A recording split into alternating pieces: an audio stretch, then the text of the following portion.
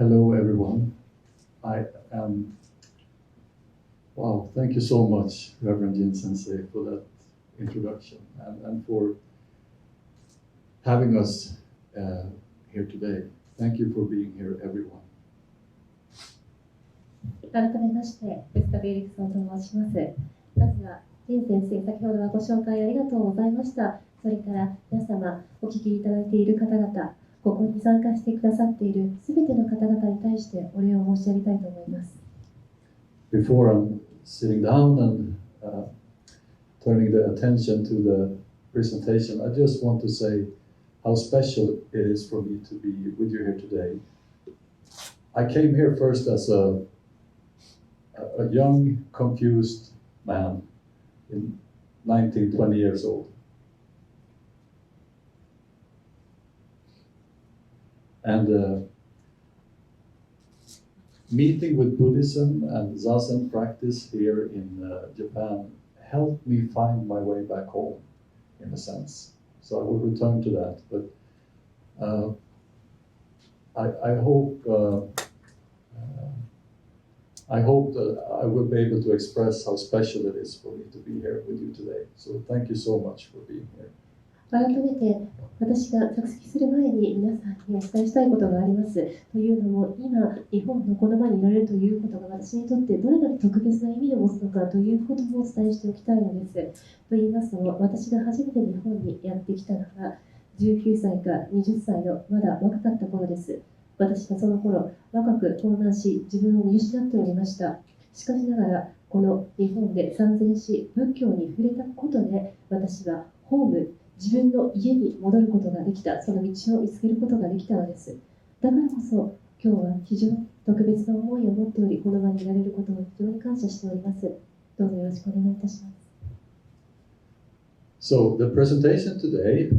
I got helped by Reverend Jin with the title. It was a lovely idea. So please, I hope we will enjoy our time together today. So please relax and I have also included some photos, some of them funny and some might be interesting, but I hope we will enjoy and have a good time together. ジン先生からの電話もありまして、今日はこのようなタイトルにさせていただいて今からプレゼンテーションを始めたいと思っているんですけれども、ぜひこのプレゼンテーションについては皆さんもリラックスした気持ちでぜひ楽しんでいただきたいというふうに思っております。いくつか写真も入れておりますので、面白いなというふうに感じていただければ嬉しいなと思っております。So I will have the presentation in three parts. Just a brief introduction.And then I will talk a bit about chaplaincy in Sweden, the different forms and expressions. And after that, I will say a few words about how I have found meditation practice and chaplaincy to go together,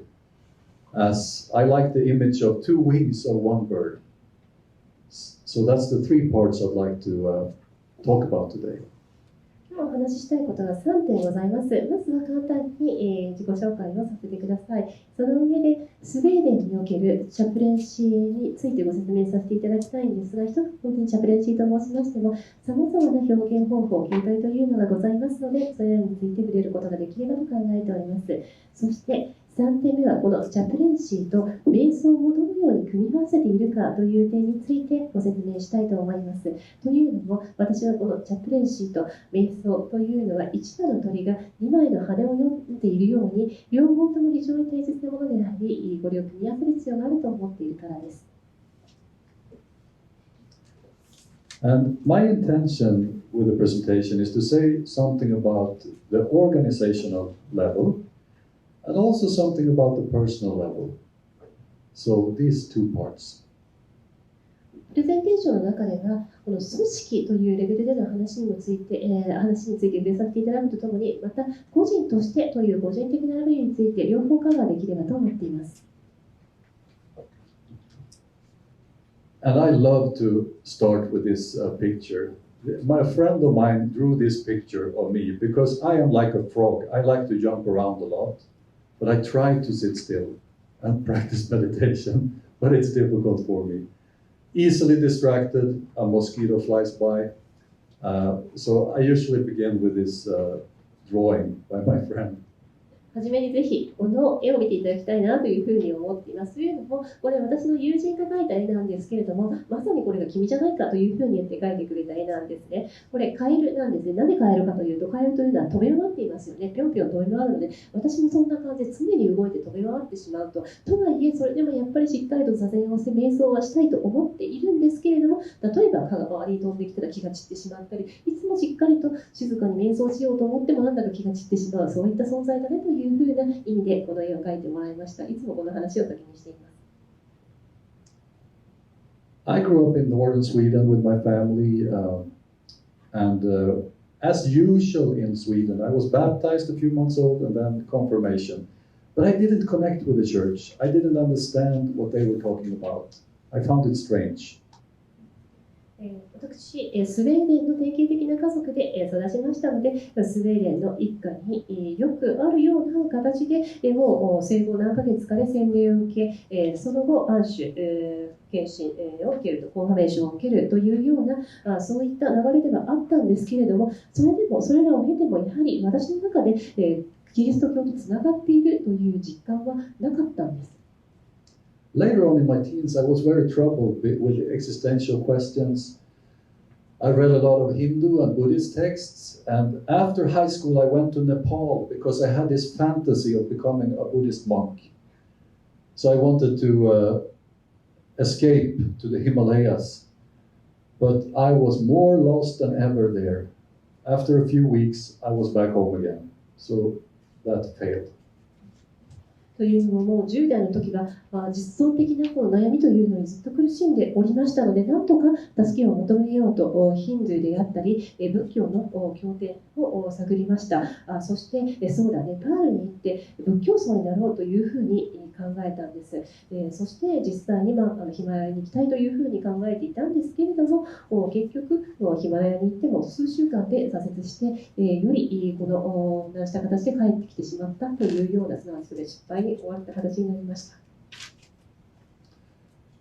But the practice of meditation stayed with me, and I got a chance to visit Japan, and I met with my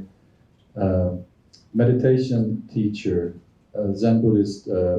Nishijima Roshi. その後、この瞑想に触れる機会がありまして、そして来日することになりまして、そこで西島グドワフ老師に出会うことになったのです。After doing several retreats with him and with Thich Nhat Hanh in France, I noticed that they had an interest in Christianity. So I was reminded of my roots. そして西島老師もそうなんですが、その後フランスでティクナット・ハン氏のリトリートにも何度か参加する機会を得まして、それらのリトリートでの経験を経て気づいたのが、お二人ともキリスト教に実は関心を持たれているということだったんですね。でそういった経緯を経て、私は自分自身のルーツというのを改めて見つめ直すことができました。I had the Dharma transmission with Nishijima Roshi and went back to Sweden to arrange groups, meditation groups, session, and continued going back and forth and training with him until he died in 2014. And I remember him with a lot of gratitude. そして、西島老師から奉仕しまして、すなわち法を継ぎ、そしてスウェーデンに戻って、スウェーデンで、この接心を行うの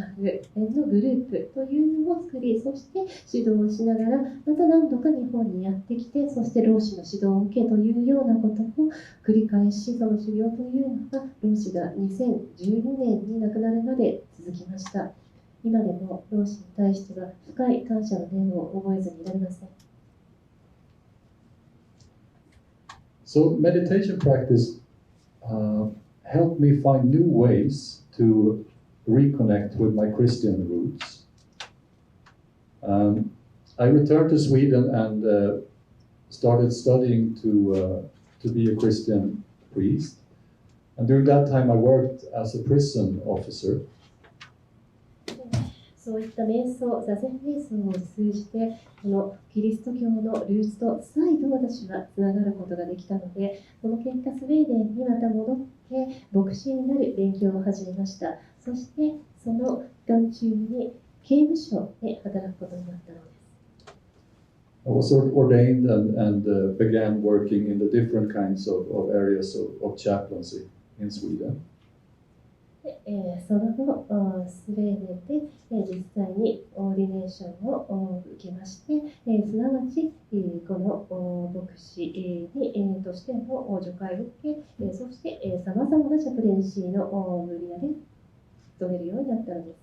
And I'm so happy to include a photo of Alfred in this presentation, who is with me here today. So this is a few years ago, but it's at the hospital's prayer room. こちら実際今日ここに来ているアルフレッドの写真ではあるんですけれども、ちょっと数年前にはなってしまうんですけれども、この実際に病院の中にある礼拝室での写真なんです。And I was very moved by Reverend Jin's beautiful introduction. And I like to quote a colleague of mine. He usually says, he's also a priest in the Church of Sweden. And he usually says that, yes, that's very important. But my first and foremost calling is to be a dad. はじめの仁先生の話、ご紹介も大変ありがたかったんです。と言いますのも、この私の同僚でもあるこのスウェーデンの教会とこの牧師の友人によく言われるんですけれども、やはり私にとって最もこの重要で、まずやるべき仕事、コーリング、転職というのは父親になることだと。And I feel the same way. そのように彼が言っていたんですが、私も全く同じように感じています。Now, chaplaincy, it's a word with roots in medieval Latin and has come to mean clergy who are in other institutions than their church or temple, for example, military, prison, or hospital. こちら、チャプレンという言葉なんですけれども、この語源といたしましては、中世ラテン語に由来をしております。もともとは、この教会であったり、また寺院といった場所で働く以外の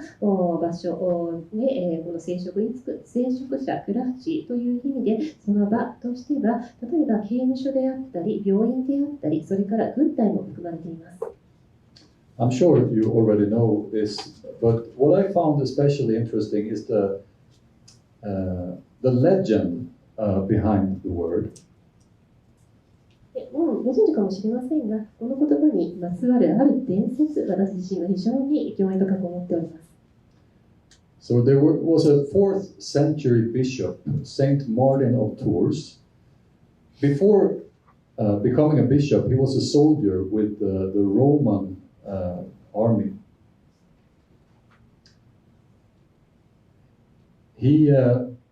When he was a soldier, he saw a beggar in the street, a ragged beggar who was cold, freezing. And he took his military cloak and cut it in half, and one half he gave to the beggar. 皆さんもご存知かもしれませんが、4世紀にトゥールズのセント・マルティン、もしくはセント・マルティヌスと呼ばれるセイントがおりましたが、彼がもともとローマ軍の兵士だったんです。ある冬の日に道端で寒さに凍える古事記に出会いました。その古事記が寒さに凍えるのを見て、セント・マルティンが自分の軍隊用のマントを半分にして古事記に与えたのです。And that night, Saint Martin, he dreamed that the beggar was Christ himself that he had met. そしてその夜、セント・マルティンが夢を見たのです。その夢の中で、実はその古事記というのは、キリストが姿を変えて表した姿であったということを知ったのです。And that's the legend that the half cloak, which in Latin is called kappa, was kept in a sanctuary for relics, chapel, and then chaplain. So kappa, chapel, chaplain. ですので、このハーフマント、半分のマントのマントという言葉、これが実はチャプレンの語源にして、このマントという言葉、これは日本語でもカッパという言葉になったんですね。で、そのカッパがこのシャップになって、そしてチャプレンとなったというような語源なのです。So chaplaincy in Sweden, this is my friend Ruben, and he said it was okay for me to show you this photo. This is from when Ruben was having treatment for cancer at the hospital. And Swedish chaplaincy is firmly rooted in the faith tradition. But I included this photo to say that it's also open to creativity and to, in a sense, to playfulness in looking for what will serve best in a certain situation. こちら私の友人であるルーベンの写真なんですけれども、この写真はルーベンの許可を得て今日掲載させていただきました。ルーベンはこの病院でがんの治療を受けている時でした。で、なぜ、この写真をお見せしたかったかと言いますと、スウェーデンのチャプレンシーというのは伝統的な信仰に根ざしている側面が非常に強いんですけれども、ただ一方で最もベストなサービス、奉仕の方法というのを考えるにあたり、クリエイティビティ、そしてプレイフルネス、遊び心というのを用いることについても非常にオープンであるという姿勢をお伝えしたかったんです。So Ruben had been doing a lot of sports, martial arts, and he longed to do something like that. So we came up with this idea. というのも、このルーレンはいろんなスポーツが好きな友人だったんですけれど、特に格闘技が非常に好きで、何かそれに関わることをしたいというふうにずっと考えていたので、このようなことをしてはどうかというふうに思ったんです。So most common in Swedish chaplaincy are priests or deacons or pastors employed by their churches. So the salary comes from the church. また働き方といたしましては、スウェーデンにおける司祭、牧師、チャプレン、助祭というのが不能にして教会に雇用されているという立場になります。ですので、給与自体は教会によって支払われます。The hospital provides me with an office, a cell phone, and a computer, but I am employed by the church. すなわち、病院側といたしましては、この病院で働く私に対して事務所であったり、それから携帯電話であったり、PC といったようなものが提供してはくれるんですけれども、私の雇い主というのが教会になります。So we are a cooperation partner, and we are increasingly ecumenical and multi-religious. So we also help to connect patients or inmates with representatives from other religious traditions. また、この両者のこの協業というのがパートナーシップとしてどんどん深まっており、同時に私たちの活動というのは宗派、宗教を超える形でより広がっています。すなわち、私たちが行う奉仕が対象としているのが、さまざまな宗派、宗教の患者様であったり、もしくは刑務所の受刑者であったりするのです。And an important principle in this cooperation is that we are not there to try to convert people, to convert members to our tradition. We meet with anyone, regardless of beliefs. And if someone wants some kind of religious service, then that is available upon request. ここで非常に重要なのは、私どもの目的というのは、自分たちの伝統的な宗派、宗教への改宗をさせることではないんです。どのような信仰を持つ人であれ、信仰に関わらずお会いしますし、そしてももし何らかの宗教的なサービスが必要ということであれば、それがご自身の要望に応じて提供するということになります。So this is a photo from the hospital where I work. The translation of the name of this room is farewell room, and it's one of the farewell rooms, and this one is for small children.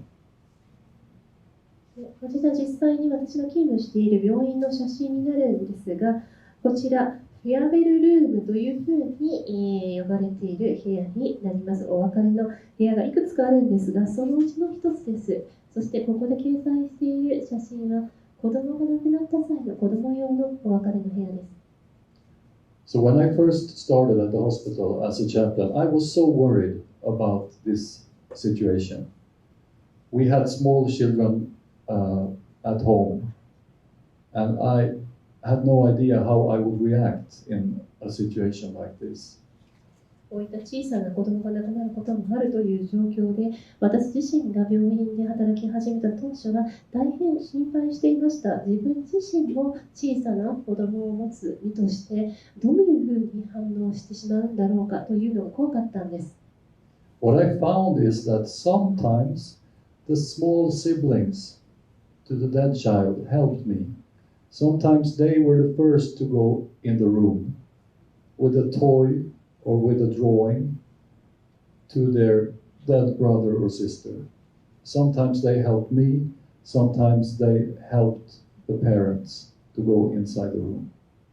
しかしながらそんな私を助けてくれたのもまた子供たちでした。子供が亡くなった時に一番初めにこのお別れの部屋に入っていくのは子供たちの友人だったのです。その友人たちや兄弟たちがその子が好きだったおもちゃを持ったり絵を持ったりしてその部屋に入ってで送り出すと、そういった彼らの行動が私であり、また彼らの両親を大いに慰めてくれました。And I think the best advice I got in the beginning from a colleague was to please remember to walk a little bit slowly in the corridors. そして病院で働き始めた時に同僚から得たアドバイス、とっても助かっているものが一つあるんです。こういうふうに言われたんです。病院の廊下を歩く時にはゆっくり歩かなければいけないよと。Walking slowly, I do not need to know everything. I can ask and be curious and then look for the threads in the life story. What's important? And it's not about my ambition, not about my performance. I had some worry when I started at the hospital church. How can I bring Christ to the patient? But my colleague said, don't worry about that. Look for Christ who is already there. というのも、このゆっくり歩くというのはどういうことかというと、この歩きながら何も私が全てを知っている必要はないんです。自分が全てを必要なく、自分が分からなければ尋ねればいいんです。自分が好奇心を持っていればいいんです。そして患者様のこの人生のストーリー、この方がこれまで織りなしてきたライフストーリーは何か、最も重要なことは何かというのに関心を払えばいいんです。自分がどういうパフォーマンスをすればいいのか、自分が何を達成したいのかといったことを考える必要はないんです。私は初めに働き始めた頃はとっても心配していたんです。どうすればこのキリストを表現できるんだろうか、病院に連れてくることができるんだろうかというふうに悩んでいたところ、同僚にこう言われました。そんなことを考えなくてもいいんだよ。もうキリストはそこにいるからと。I just want to mention one fact that I found interesting. Every morning, every weekday morning, we have a short morning prayer. And we always include all patients, all friends and relatives, and all staff at the hospital in our prayer. And when we go out to meet the staff at the different wards, I don't know what they think about prayer. They might think it's very strange. But when we tell them that every morning we pray for them, so far it seems that it's been appreciated. それからもう一つ少し、このご紹介したい事実というのがあります。この病院では毎日朝の礼拝というのを行っているんですね。で、この朝の礼拝には患者さんであり患者さんのご家族であったり、それからスタッフが全員参加するような形で行ってはいるんですけれども、ただ一方で他の病棟の人にこの話をするときにどう思われるのかなというのは少し気にしておりました。これを毎朝やっているというふうに話をして、何か変なことをしているというふうに変な目で見られるんじゃないかというふうに思ってはいたんですけれども、この朝の礼拝があるということを感謝してくださっている方が非常に多いんです。In the beginning, at the prison, if I may say something about prison chaplaincy, I asked the prisoners if there was something in particular that they wanted me to do as a chaplain.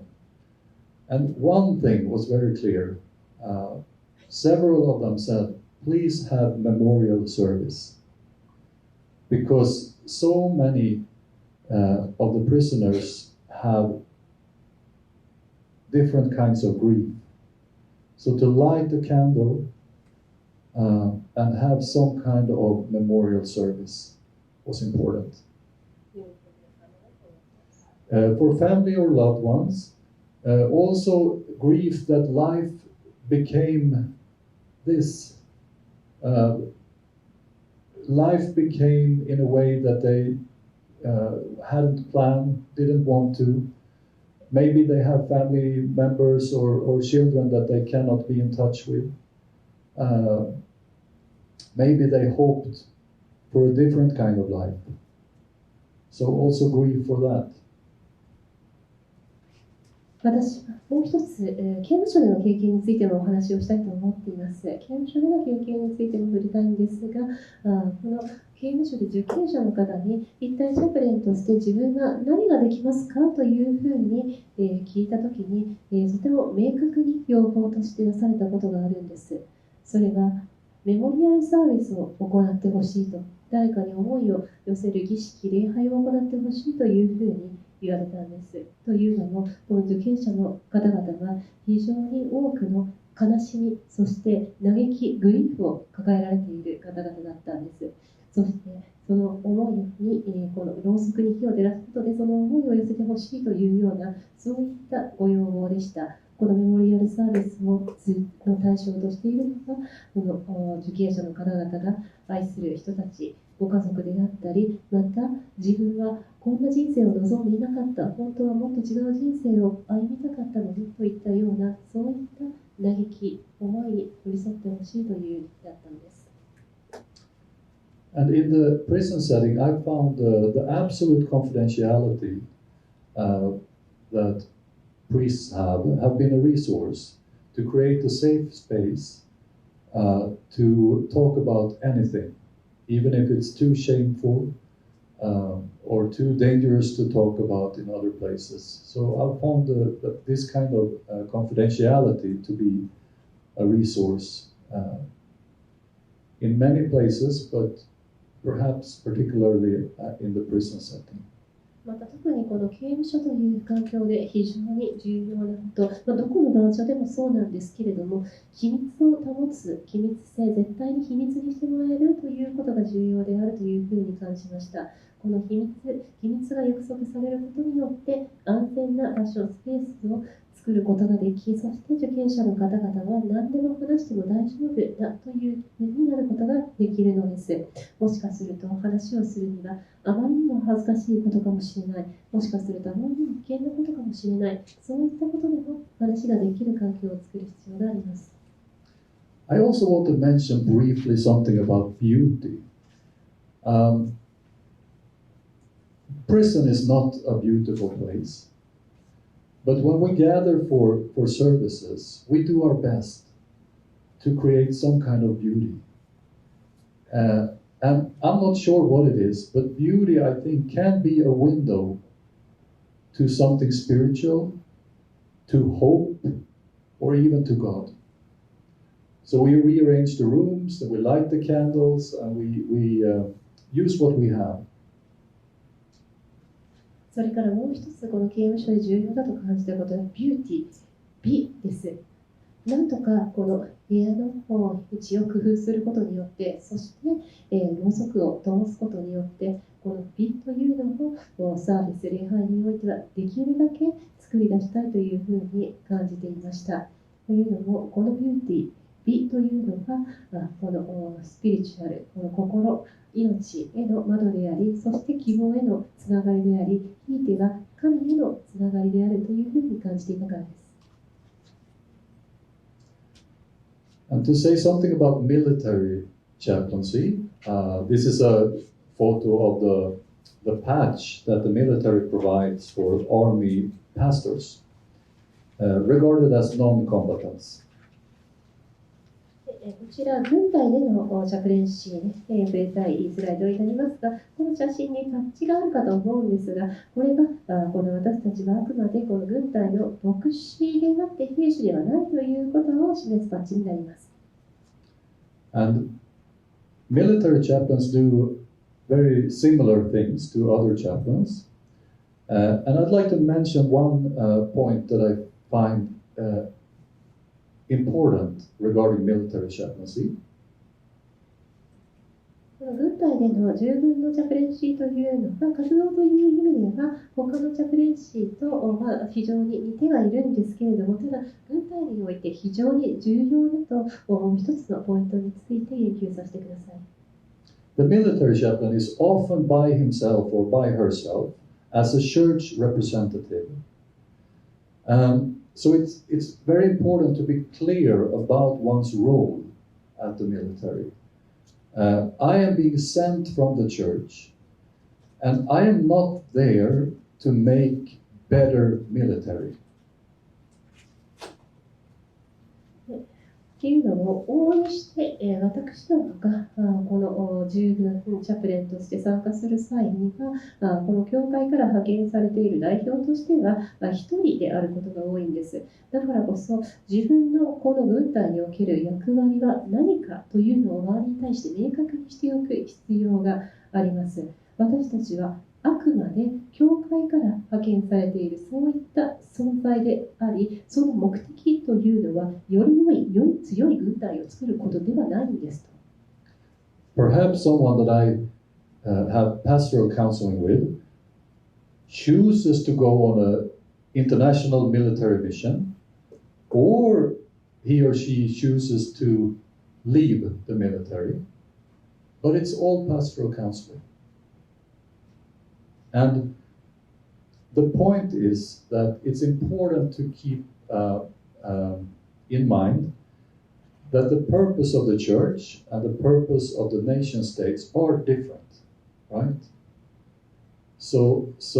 that's an important distinction as a basis for cooperation.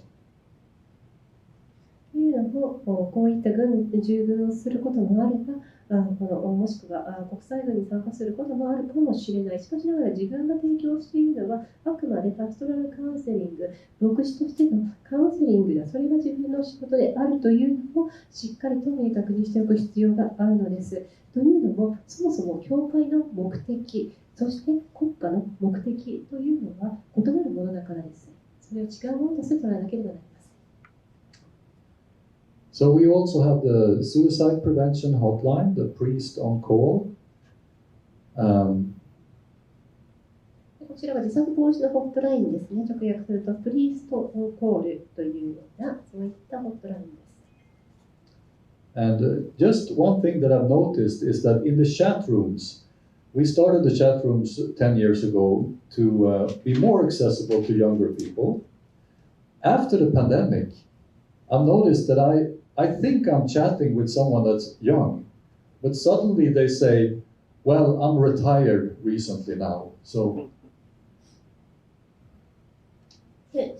このホットラインではチャットルームを設けています。オンラインのチャットルームですね。チャットルームは10年前に開始をしまして、チャットであれば若い人もアクセスしやすいだろうと思って、若い人も念頭に置いて、この開始をしたんですけれども、ただ、パンデミックを経てこういったことがありました。私自身もこのずっと若い人だと思ってチャットをしていたんですけれども、会話の中で最近退職しましてというようなことをおっしゃられた方がいたんです。So perhaps the pandemic has contributed to even older people being more comfortable with online communication. And the whole hotline started with an ad saying, before you take your life, please call this number. And we continue in that spirit.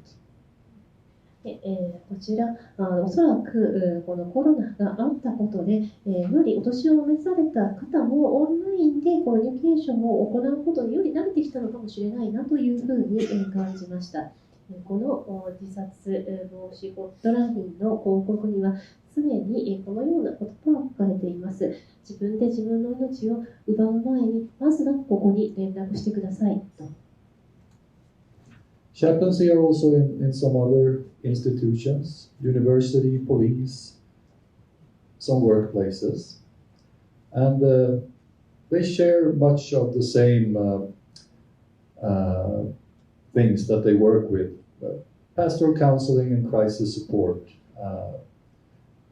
first and foremost, I would say. またその他にもさまざまな機関でチャパレンシーの活動を行っております。大学であったり、警察であったり、さまざまな職場に関わることもあります。基本的にそこで提供しているのは、パストラルカウンセリングであったり、またクライシスサポート、危機的状況における援助ということになり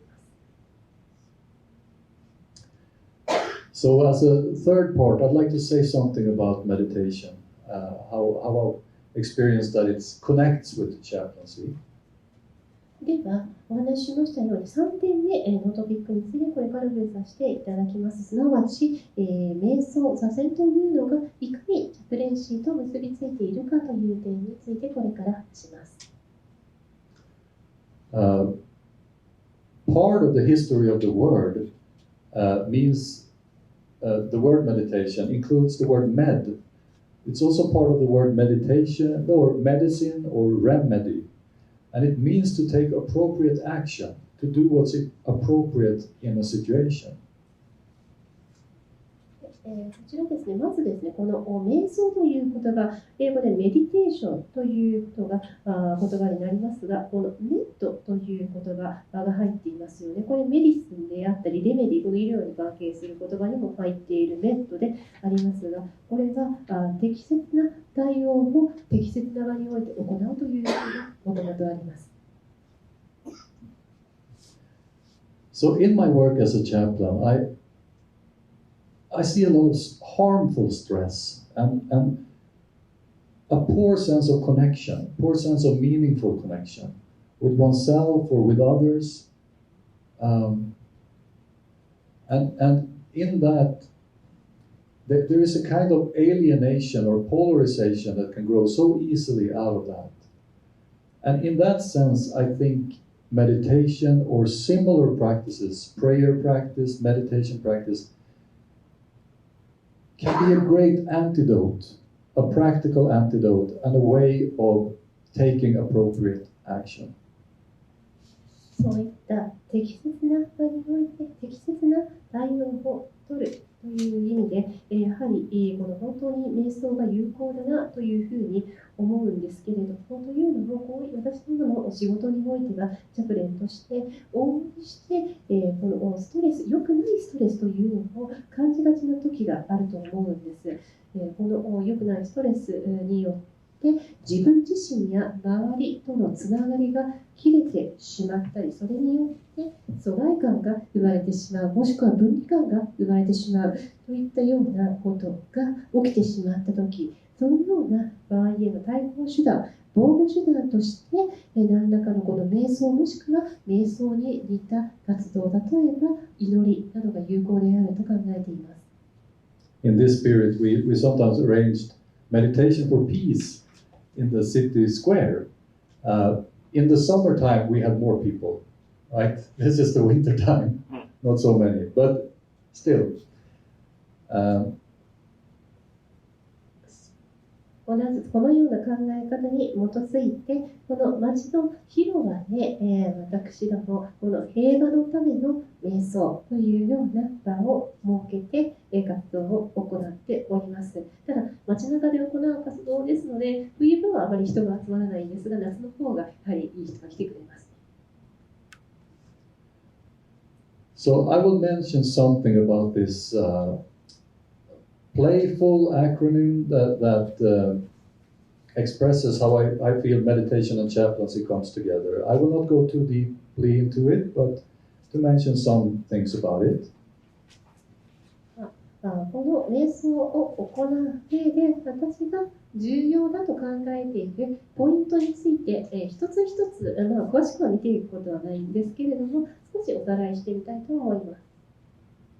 And please know that it's not meant to be exact or another way of trying to be right, but more in a playful way, like an image of how the two come together. このプリンシーとこの瞑想というのをつなげる上で、これが大事ではないかと思っているこのポイントというのを覚えやすい形で、この少し楽しい形でイメージをできるようにした枠組みですので、何もこれが正しいんですとか、これになってはならないんですというふうに言う意図はございません。And meditation or prayer or spiritual practice can become so serious sometimes. So I'm grateful that our kids, they help me sometimes to keep a more playful attitude, as you can see in this photo. この瞑想であったり、祈りであったり、それからスピリチュアルな活動というのは応募によって、やはり少し重いものになりがちである時があると思うんですね。で、そういった場合に、この写真の通り、これがもう少し遊び心を忘れないで行えるように、子供が助けてくれます。So in this stream framework, I use the letters as a structure. And the first thing that meditation helped me with was to stop running. Unlike that frog in the beginning, jumping around, but I needed some kind of practice to help me stop. And to me, that's the basis of chaplaincy, to stop and sit down together. That says to the person I'm meeting that you are valuable. It says that you matter, and we both matter, and I want to be here present with you, to stop and to sit down and be still. That's the first principle for me in chaplaincy. まず、このチャプレンシーでの私が大事だと思っている第一の要素、このストリームという言葉で、このそれぞれ省略してまとめているんですけれども、まずは S から見ていきます。ストリームの S、これがストップというふうに、自分に聞かせています。ストップランニング、この初めにカエルの絵を見ていただいたと思うんですけれども、あのように飛び回るのではなく、一度立ち止まろう、ストップしようということです。このチャプレンの活動においては、自分が一旦立ち止まって、相手の人と一緒に座るということが大変重要だと考えています。というのも、共にあることによって、それだけでその相手の方に、あなたは非常に大切な存在なんですよ。私にとってあなたは大切なんです。二人とも私もあなたも大切なんですというようなことを伝えることができると思っています。そこにただあるということが大変重要だからこそ、このストップ、静かにそこにいるということ、立ち止まってそこにあるということをまず1点目聞かせています。And in almost every Christian service that we have, the Aaronic blessing is included, and it basically says that God turns his face towards you and blesses you and shines upon you. And what a beautiful image for chaplaincy, I think, that we turn our faces towards each other. And I think the meaning of blessing is to see good in someone. So to turn one's face towards each other and see good in each other, in the person we meet. というのも、キリスト教においては、ほぼすべてのこの礼拝において、アーロンの祝福を読み上げます。このアーロンの祝福というのが、主があなたを祝福し、あなたを守られるように、主が五眼をあなたに照らし、あなたに恵まれるように、主が五眼をあなたに向け、あなたに平安を与えられるようにというものですが、このような形で誰かの顔を見るということは、その人の中に善を見るということ、良きものを見るということ、お互いにそれを感じるということ、これは非常に素晴らしいことだと思っています。When I first came here to Japan, I was 20 years old, and in the Zendo, I was confused. Which foot to use to step first in the Zendo, what way to turn, to hold my hands. I was stressed out, and I was so tense. And when I stood up for Kinhin, the walking meditation, I was so tense and stressed I didn't want to do wrong. And then I looked on the other side of the room. There was another practitioner looking at me and a big smile. And that changed everything, the big smile. So smiling, sitting down, to stop running and being present with each other, seeing good in each other, and sometimes a smile. というのも、私この件にちょっと思い出しているのが、この20歳の時日本に来て、この禅道においてとっても混乱していたんですね。この禅において、一体自分はどっちの足を先に出せばいいんだろう、その時手はどちら側に向ければいいんだろうということをもう一つ一つ考えると、すごくストレスが溜まって、もう緊張をして、それこそ近々の時、この歩く禅の時でも歩きながら、もうストレスが溜まりながら、もっと長く歩きたいのに、でもどうしてできないんだというふうに、ストレスを溜めた形で修行してたんですね。ただ、その時にふっと向こうを見ると、もう一人の修行者の方が私を見て、非常に大きな笑顔を向けていてくださるんですね。笑っていたんです。その笑顔を見て私が気づいたんです。この笑顔を見て、もう自分がこの自分のままになることができ、このような笑顔、それだけが必要なことであって、なので、この立ち止まること、そしてそこにあること、ただ存在するということ、そしてお互いの間にその良きものを見るということ、まさにこの笑顔なんですけれども、それが最も重要なことであると。Regarding the mental attitude, my favorite description is to take a rest from objectification, to take a rest from being right, to take a rest from categorizing and judging the person I'm meeting, to keep an open space. That's been the practice in meditation that's been so helpful in chaplaincy for me. また、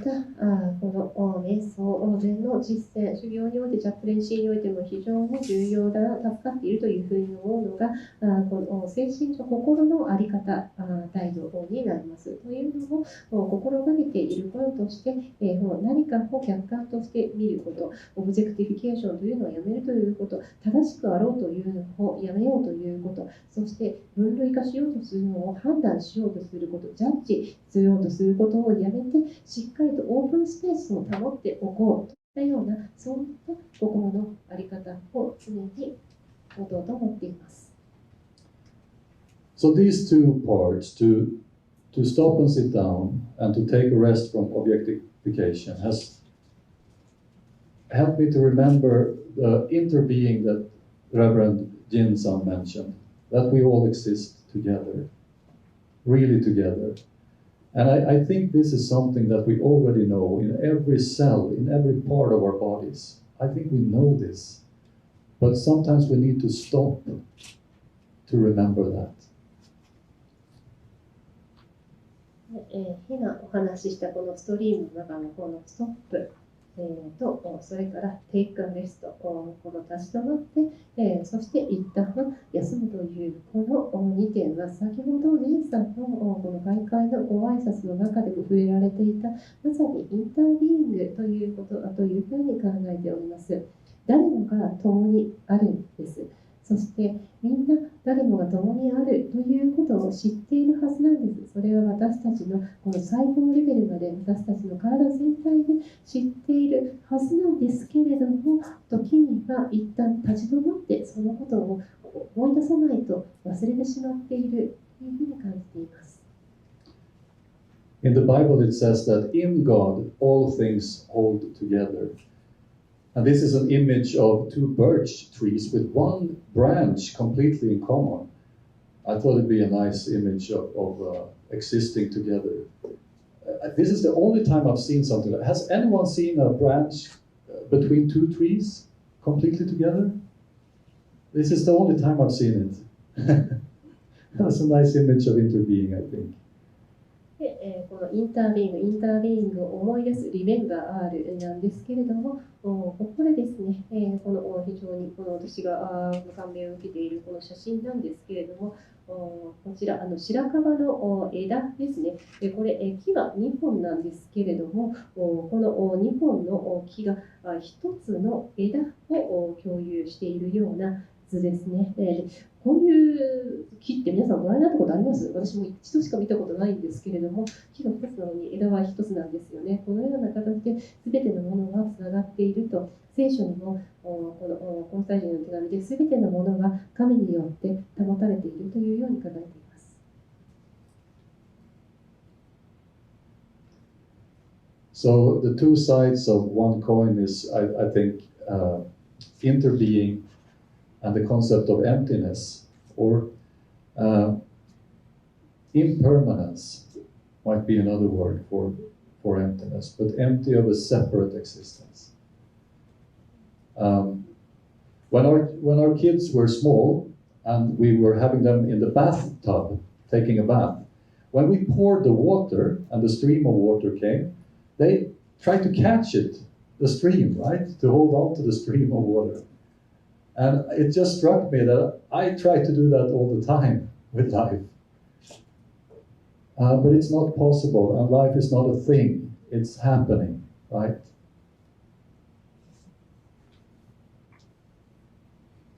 そういった意味では、このインタービーイングとがコインの表側がすると、その裏側にあるのがインパーマネンスとエンプティネス、いわゆるこの無常と空になると考えております。その具体的な例として、私自身がまだ子供が小さかった時に、子供のために湯船にお湯を張っていると、子供はどんどん流れてくるお湯をなんとか掴もうというふうにするんですね。でもどんどんお湯が流れてくるのでもちろん掴めないんですけれども、まさしく自分がそれをしようとしていたなと。で、自分が人生でこれをしていたんじゃないかと。ただ人生というのはものではない、あくまで連続して起こることなんだから、このように掴めないんだというふうに気づいたんです。And the important takeaway for me is that this makes sitting down together, meeting together at the prison, at the hospital, or in the telephone line, even more beautiful, even more precious. ここから学んだのは、刑務所において、それから病院において、また電話において、誰かと共にある、共に座るということがどれだけ大切なことなのか、どれだけ貴重なことなのかというのに気づいたんです。Well, perhaps a little bit like the bubbles here that our kids made one evening. これ、夕食の後に子供がシャボン玉を作ってたんですけれども、本当にこのようなシャボン玉のようなものだなと思いました。So I will be careful with the time here, I think the time, but I would like to mention something about these last parts. Surrender might be a Christian. Anyway, to me it comes down to surrendering myself as the center into a center that is bigger than myself. ごめんなさい、少し時間を気にしなければいけないなと思っているんですけれども、先ほどこの E、エンプレイス、エンプティネス、空を大切にするという話をしましたが、次、アラウサレンダー、この A、このサレンダーについて話をしたいと思います。サレンダーを許す。これはどういうことかというと、サレンダーというのがキリスト教においても非常に重要だというふうに私は考えているんですけれども、これが明け渡すということ、自分よりも大きなものに預けるということ、自分自身がセンターである、中心であるという考え方から、自分よりさらに大きなもの、自分よりも偉大なものがセンターであるんだというように自分を明け渡すと、それがサレンダーと考えています。And when I surrender myself as a center into something bigger than myself, I surrender into service, to serve something bigger. In Christian faith, service to God's love, the kingdom of heaven, or we just celebrated Easter in the church. Surrender to the risen Christ. それが私自身がこのより大きなものに私自身を明け渡すというのが、これがこの神の愛のために、この神の王国において、この自分自身をこのサービスのために使ってもらうということ、それを許すということ。But please also remember Saint Martin of Tours, who split his cloak to give to the beggar. He gave half the cloak to the beggar, and he kept one half to care for himself. しかしながら、ここで忘れてはいけないことがあります。先ほど、セントマルティンの話をしましたが、セントマルティンがフルイル古事記に与えたのは、マントの半分なのです。すなわち、残りの半分は自分のためにきちんと取っておいたんです。So, if I would say something like a summary of what I think this presentation comes down to, I think it comes down to friendship. そして、このプレゼンテーションの内容すべてをまとめる概念ではあるんですけれども、ここに最後のストリームの M、ムーブフォワード、アサフレンドとありますが、この友人として共に歩むということ、それがこの概念のまとめではないかと思っています。When we meet as two vulnerable human beings in all different kinds of situations, moments of friendship can appear. This happens not only in the close family or friend relationships that we have, but also moments of friendship in the telephone hotline, in the prison cell. When we're open to it, moments of friendship can appear. Within boundaries, of course, but these moments of friendship is at the heart of chaplaincy, I believe. というのも、この友情というのが生まれるのが、2人の弱い人間、脆弱な人間という存在が出会ったときに、この生まれる瞬間というのが、何もこの友人同士、もしくは近い家族といったそういった関係に限らず、友情が生まれる瞬間というのがあるというふうに感じています。それは話しましたようなホットラインであったり、もしくは刑務所であったり、病院であったり、そういった場所でも生まれる時がありますが、その条件として、この友情が生まれることに対して自分がオープンでいること、そうすれば、もちろん2人の間に何らかの境界があるものの、この友情というのが生まれる。そして、それこそがまさにチャプレンシーの活動の本質ではないかと考えています。Now, just to end with saying something, my hope for the future is that something like this will become more available to kids, to children growing up. Some kind of practice to help with stopping and connecting. I also hope that religious traditions and state institutions will continue to find ways to cooperate in serving those in need, and that the dialogue between all religions will continue, so that we together can build a more friendly world together. それから最後に私の個人的な期待、今後への希望というのをお話しさせてください。私自身はもっと子どもたちがこのような一旦立ち止まってつながることができるようなそういった場というのに触れられたらというふうに思っています。またこの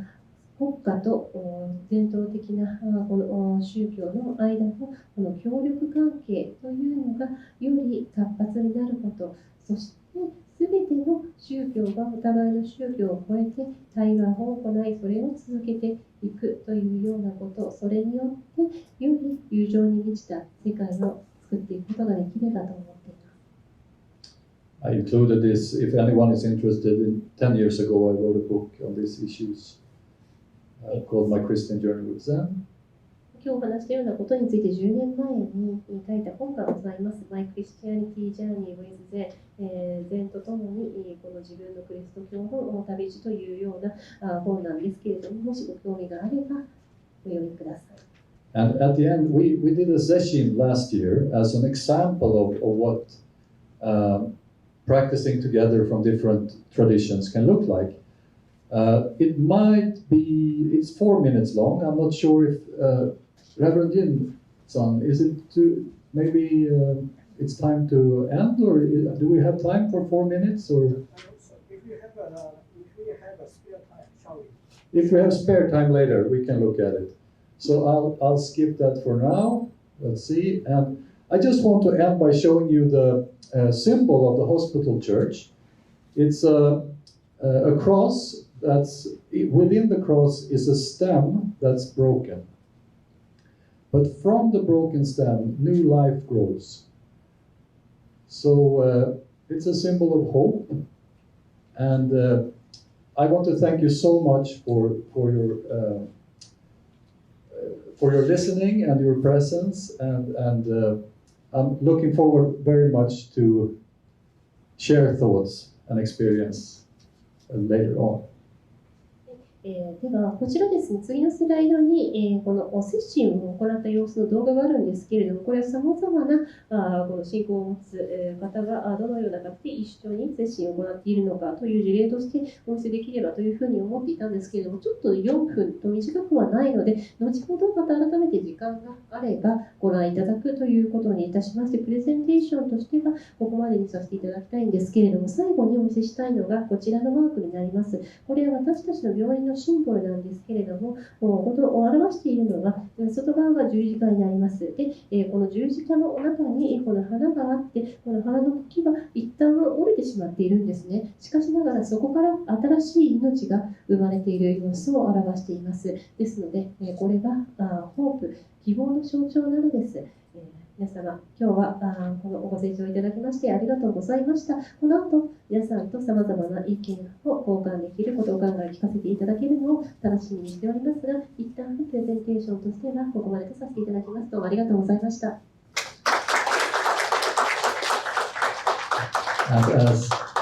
Thank you. And as one way of expressing my gratitude to Reverend Jin-san and to the Rin Butsukan Institute for Engaged Buddhism, and to Sen Seikyo Foundation and Buddhist Council for Youth and Child Welfare, and also to John-san for together making this possible. I'd like to present you with the cross from the hospital church in Sweden. So thank you so much. ありがとうございました。こちら改めて、このジンさん、それからジョンさん、それから関係機関の皆様への礼の意味を込めまして、この病院からのこの十字架を贈呈させていただきたいと思います。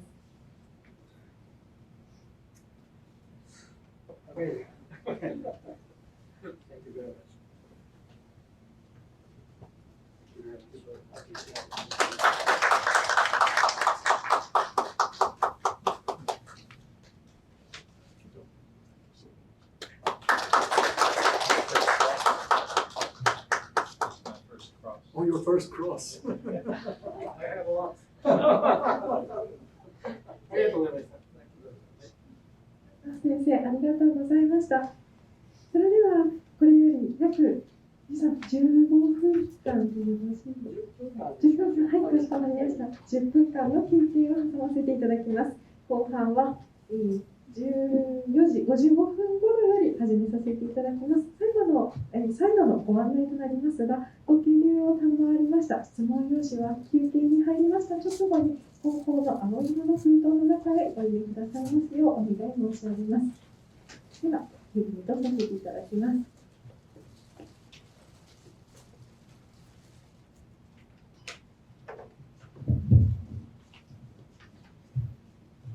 An alternative cross.